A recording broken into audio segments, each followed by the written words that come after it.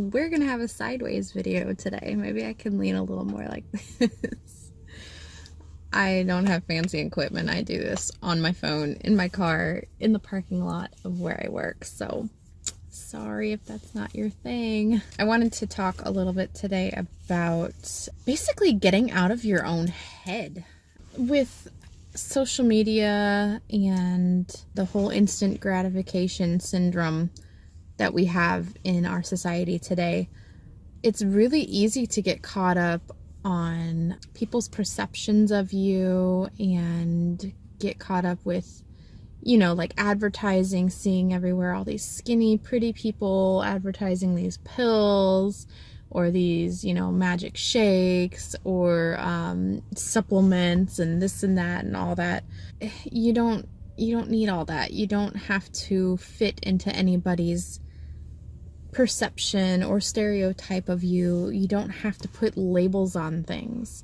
You don't have to have someone on YouTube telling you their story and be expected to follow exactly that in order to be able to achieve that same level of success. It's your story. It's your life. You might not have your story written yet, but that's the fun part of it, is that as you go through these changes, you learn about yourself, you learn about who you really are, and you learn what you're capable of. And I've learned that I put too many restrictions on myself. I put too many boundaries over my own head, and that's toxic. It doesn't set you up for success. Something I've learned is that you can break free of all this. And it's as easy as just making the mental commitment to yourself that I don't need everyone's approval. I don't need everyone's opinions. I don't need everybody's expectations over my head. If I want someone's opinion, I'll ask for it. And that's not to say that you're not going to find useful information in different places. But what I'm saying is that you don't have to follow a certain regimen. You don't have to fit into a certain category. Don't put yourself into this mental box of, here's where I'm starting and I have these expectations and now I'm upset because the reality of it is different. That's something that successful people in whatever it is they're successful in will tell you. You have to learn to kind of go with the flow. It's just so much better overall to not necessarily expect the unexpected, but know that things are going to not be perfect. There's bumps in the road. Sometimes there's a giant mountain in the way that you have to climb. There's ups, there's downs, there's storms along the way. There's all kinds of hiccups that you're not even gonna even think of at all until you're in the situation and you go, I didn't even realize like this was going to be an issue.